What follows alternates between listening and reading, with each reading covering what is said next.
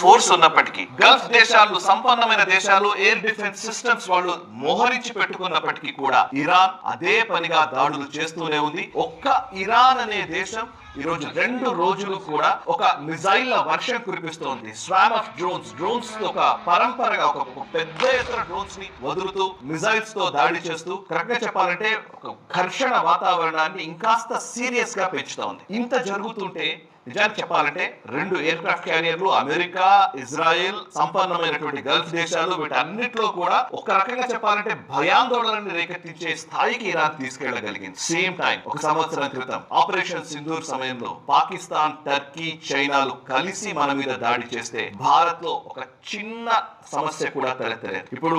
ఇప్పుడు జరుగుతున్న యుద్ధంలో యుఏఈ పైన దాడులు జరుగుతున్నాయి, కువైట్ పైన దాడులు జరుగుతున్నాయి, సౌదీ అరేబియాలోని ఆయిల్ రిఫైనరీస్ మీద దాడి జరుగుతోంది, అండ్ ఇజ్రాయెల్ మీద మిసైల్ వర్షం కురిపిస్తున్నారు. ఖతార్ లో పరిస్థితి